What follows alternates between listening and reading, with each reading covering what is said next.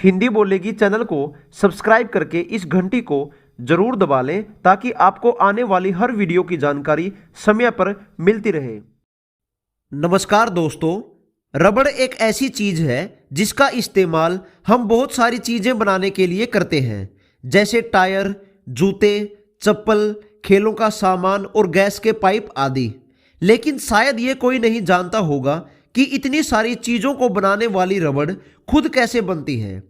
तो चलिए दोस्तों, इस वीडियो में हम आपको पूरे विस्तार से लाइव दिखाएंगे कि रबड़ कैसे बनाई जाती है।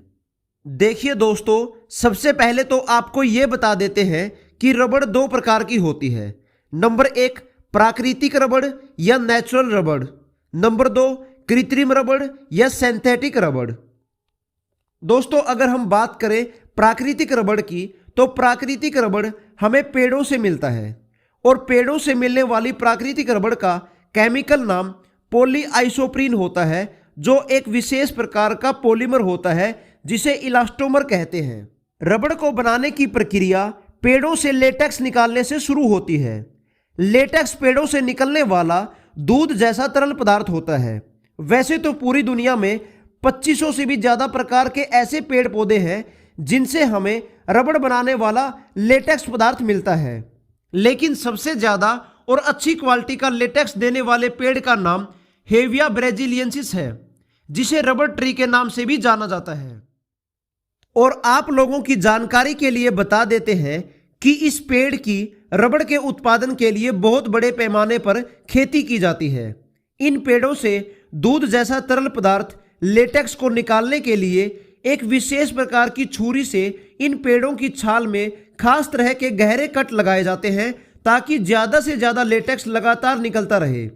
और इस पदार्थ को इकट्ठा करने के लिए इन पेड़ों के साथ छोटी छोटी बाल्टियां बांध दी जाती हैं, जिनमें लेटेक्स लगातार गिरता रहता है और इकट्ठा होता रहता है। और ऐसे ही धीरे धीरे करके जब ये सभी बाल्टियां लेटेक्स से भर जाती हैं, तो इन सभी बाल्टियों को एक बड़े से टैंक में खाली कर लिया जाता है। फिर लेटेक्स से भरे हुए टैंक में फॉर्मिक एसिड डाल दिया जाता है और 12 घंटे के लिए उसको ऐसे ही छोड़ दिया जाता है। फिर 12 घंटे के बाद इस लेटेक्स में से रबड़ की मोटी परत और पानी अलग अलग हो जाते हैं। यह ठीक वैसे ही होता है जैसे दूध में नींबू डालने के बाद पनीर और पानी अलग अलग हो जाते हैं। फिर हाथों की सहायता से रबड़ की इस मोटी परत को अलग कर लिया जाता है और हवा में सुखाया जाता है। और सुखाने के बाद रबड़ की इन शीट्स को आगे की प्रक्रिया के लिए भेज दिया जाता है। जब प्राकृतिक रबड़ की ये शीट्स फैक्ट्रियों में पहुंचती हैं, तो उस वक्त ये बहुत ही मुलायम और कमजोर होती है, जिनसे हम टायर और रबड़ बैंड जैसी चीजें नहीं बना पाते।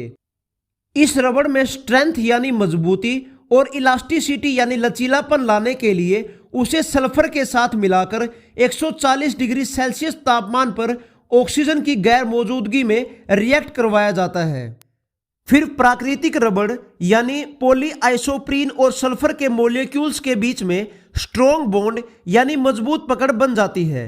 इस प्रक्रिया को वुल्केनाइजेशन कहा जाता है और वुल्केनाइजेशन की इस प्रक्रिया के बाद रबड़ की मजबूती और लचीलापन कई गुना बढ़ जाते हैं। लेकिन ये रबड़ अभी भी इतनी मजबूत और सख्त नहीं होती कि इससे टायर बनाए जा सकें, क्योंकि इस वक्त भी रबड़ की डेंसिटी यानी घनत्व बहुत ही कम होता है। और रबड़ की डेंसिटी बढ़ाने के लिए उसे कार्बन के ब्लैक पाउडर के साथ रिएक्ट करवाया जाता है, जिसके बाद रबड़ की डेंसिटी और हार्डनेस बढ़ जाती है। और फिर ऐसे रबड़ से हम गैस की पाइप और मजबूत टायर बना सकते हैं। तो दोस्तों, इस तरह से पेड़ों से रबड़ को निकाला जाता है और उसे तरह तरह की चीजें बनाने के लिए एक एक स्टेप करके तैयार किया जाता है।